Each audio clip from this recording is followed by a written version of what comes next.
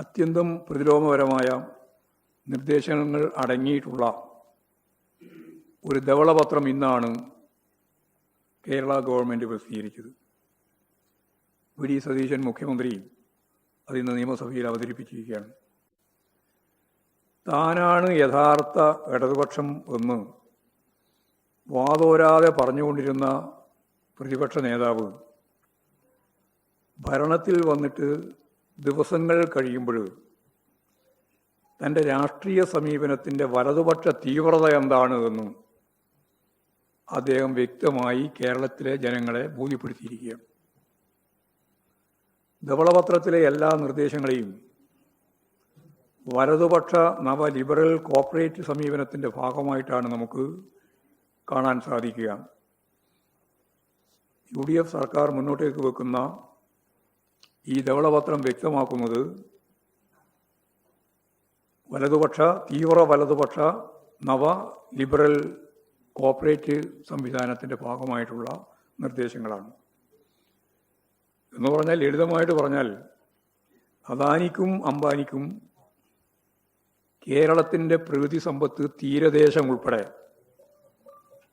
തീരെഴുതി കൊടുക്കാനാണ് പരസ്യമായ നിലപാട് സ്വീകരിച്ചുകൊണ്ട് മുഖ്യമന്ത്രി ഈ പറയുന്ന ധവളപത്രത്തിൽ പറഞ്ഞിട്ടുള്ളത്. അദ്ദേഹത്തോട് പിന്നീട് ചോദിച്ചപ്പോൾ അദ്ദേഹം പറഞ്ഞു സ്വകാര്യവൽക്കരണം വേണ്ടി വരും എന്ന് തന്നെയാണ്.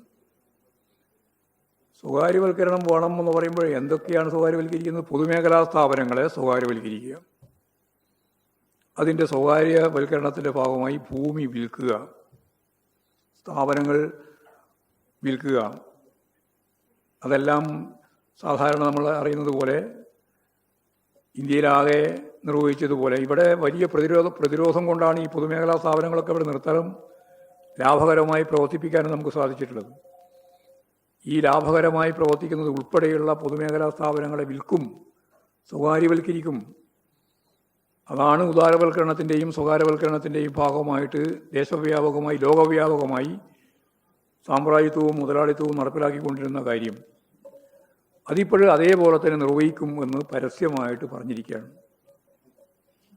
നയപ്രഖ്യാപന പ്രസംഗത്തിലും അതിൻ്റെ ഭാഗമായിട്ടുള്ള ചർച്ചകളിലും ഈ ധവളപത്രത്തിലുമെല്ലാം കേന്ദ്രത്തിനെതിരായ കേന്ദ്ര ഗവൺമെൻറ്റിൻ്റെ അവഗണനക്കെതിരായ ഒരു നിലപാടും സ്വീകരിക്കുന്നില്ല. നമുക്ക് തരേണ്ടുന്ന കേന്ദ്ര ഗവൺമെൻറ് തരേണ്ടുന്ന പണം, സമ്പത്ത് നമുക്ക് അവകാശപ്പെട്ടത് തരാതിനെ പറ്റി ഒരു വാക്ക് ഉപയോഗിക്കുന്നില്ല. പൂർണ്ണമായിട്ട് മൗനം പാലിക്കുകയാണ്. വളരെ ഗൗരവമുള്ള കൗതുകകരമായ ഒരു കാര്യം, ഈ ധവളപത്രത്തെ BJP സ്വാഗതം ചെയ്തിരിക്കുന്നു എന്നുള്ളതാണ്.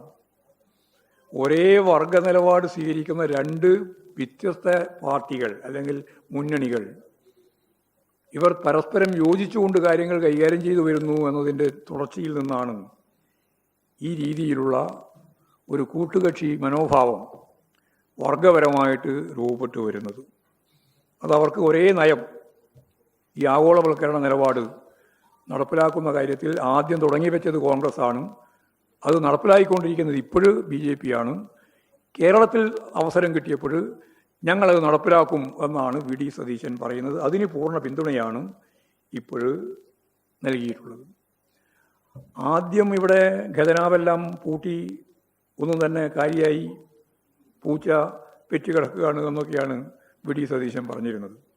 ഇപ്പോഴിവിടെ ഖജനാവിൽ 6322 കോടി ഉറുപ്പിക മാർച്ചിൽ ഖജനാവിൽ ഉണ്ടായിരുന്നു എന്ന് സമ്മതിക്കേണ്ടുന്ന നില വന്നിട്ടുണ്ട്.